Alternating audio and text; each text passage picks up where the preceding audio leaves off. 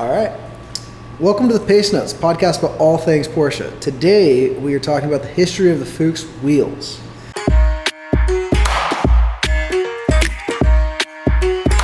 So the history of the Fuchs Wheel is an interesting one. Porsche had been an engineering firm for quite a while. They've been doing 356. They actually did work on the Tiger tank. And in conjunction with that, Otto Fuchs had done a forged aluminum track wheel for the tank as part of they wanted to make it lightweight so they could drop it out of planes. And when Porsche was designing the 911 in the early 60s, they realized that a cast wheel wasn't going to do it. It wasn't going to meet the requirements. And so they went to Otto Fuchs and said, what can you do for us for the 911? And that collaboration developed into a legendary wheel over time. Did the Fuchs, because when the 911 first came out, it had the cast wheels on it, 65, 64 through 66. It only had the Steelies on it, correct? Correct.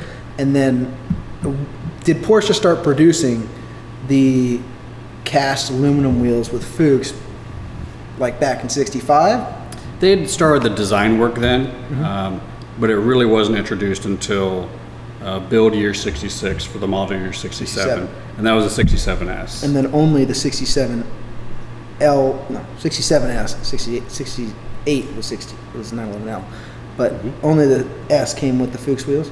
Correct. Could the base model be optioned with the Fuchs? I'm sure you could. Everything was an option. Even Porsche that day, you can option everything with everything. So if you wanted a wood steering wheel and you wanted Fuchs, you could get away with it. But that forging process is what they were wanting to obviously save that unsprung weight.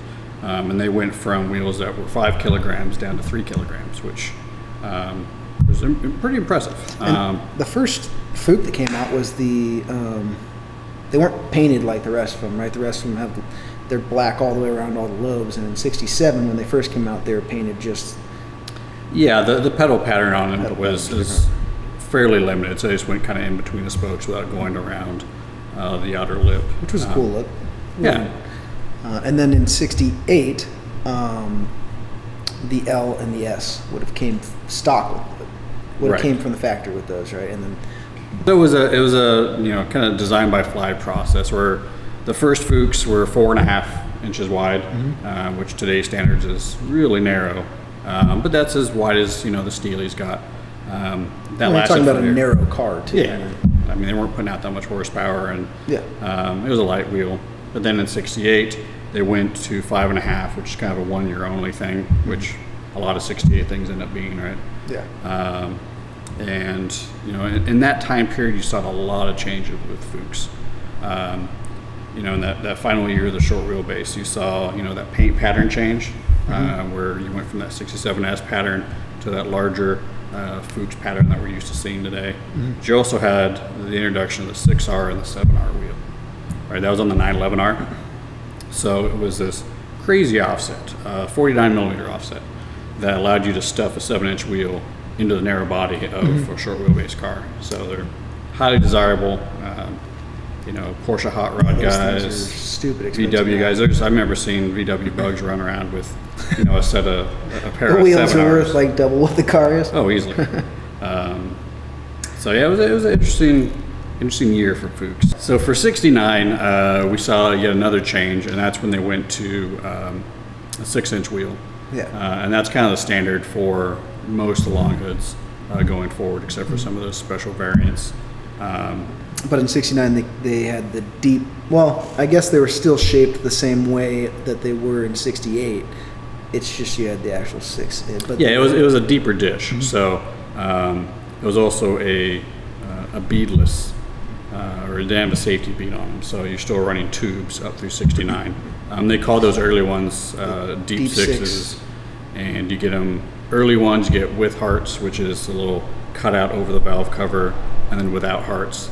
And then in, right around 71. 70 or 71? 70, you start getting the deep sixes without hearts.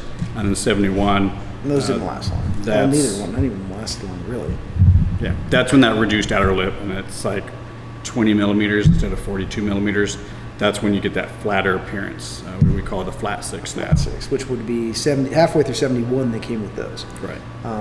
Which was also just a weird thing in 71. They had the flats. They went from deep sixes to flat sixes, and then not talking about. Anyways, it's going to go off something else. Yeah. Not going to do that. But yeah, so 71 they had the deep six, and then they went to flat six, and then they carried that flat six all the way to I think 75, 77. Really, they had all those, and then yeah, different stamping numbers on them, but relatively, the same wheel with a safety bead. You get a little bit different dish design, but it's that six would stay pretty consistent. Yeah, and then until 70, in 73 or 72, they started making, or 72, they started making the sevens, the sixes, 15 by sevens as well. Right. That's a pretty rare wheel. Mm-hmm. It's not a rare wheel because there are a lot of 15s by sevens out there, but that had its own part number for the RSs and that kind of stuff. Yeah, where the RSs, you had you had the eights were an optional wheel, and that was super rare because those that were option, they only made them. Fuchs made those for about 6 months, and so if your car came to option with that, with the eights, yeah. Obviously, you have an RS, so you're willing to spend whatever it takes to get. Well, I think that wasn't offered original. until later 73, right? The eights. Right. I think the later cars kind of did they just come with them, or was it an option? It was an option. You're typically running on 6 and 7. sixes and sevens, and then with the option running eights. Yeah. You also had the 491 package for the RS, which was known as the RSR, and that had the 9-inch wheels up front with the huge 11s in the back. And those are super expensive. you just can't even. Yeah, you want to spend $15,000 on a pair, you might guess. But they're expensive, and that's where you would. I've seen a couple cars with them, and you're just like, we're not going to. Nope. For that. Yeah, I've seen a couple cars with them. Actually, we've had a set of they were different date because we had the 15s by 11s because they could actually come on the 76 turbos as well. You could option it with the 76 turbos, 76, 77, but. Yeah, those are some pretty rare and expensive wheels if you want to get those for these days. Yeah, most people just cut deep sixes and they extend the barrels and get yourself an 11-inch or 12-inch or 14-inch, whatever you're looking to get, because they're that'll be a cheaper expensive way of doing it, is taking a 944 wheel or something like that and extending that. But yeah, so going back in order of the years, so in 74. Once you move over to the G-body, 74s. So in 74 and G-bodies, it was a similar setup. So cars, actually, the base model cars came with the sixes, 15 by sixes, flat sixes, and the Carreras would come with the sixes and sevens standard, and then you could also option those with the 15s by eights in the rear as well. Right. You start seeing a little bit of the ATS cookie cutters as well. In Actually, the that was in 72, 73. 73. You still see them in 74s. We've got a 74 that comes here pretty often that has them. But yeah, as the 70s approached, they started getting wider and wider. So in 75, the 930 Turbo was introduced. And the 75 Turbo came stock with a 15 by 7s and 8s. That was for 75 and 76. Right. And then in 77, they changed to... They moved over to 16-inch, right? They moved over to 16 inch. And then that was when... That lasted for the 930s all the way from 77 to...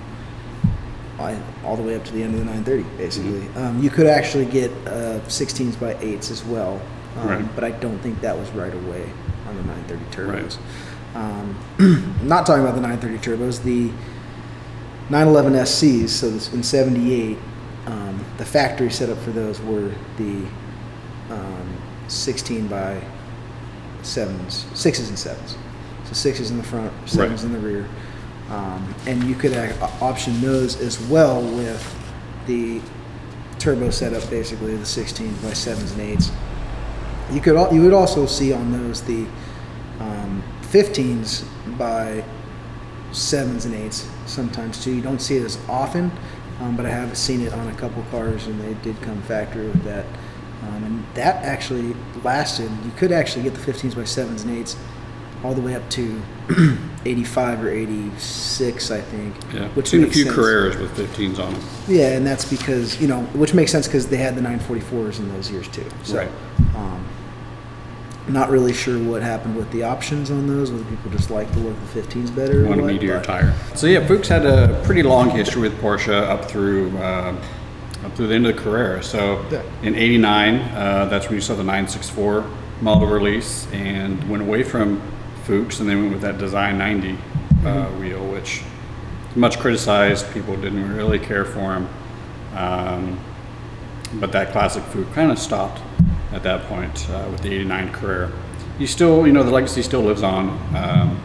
You can get new Fuchs now from Fuchs Felch. various distributors, U.S. Or you can go Nice. source the original ones to your car and pay a lot of money for them. if you want to do that.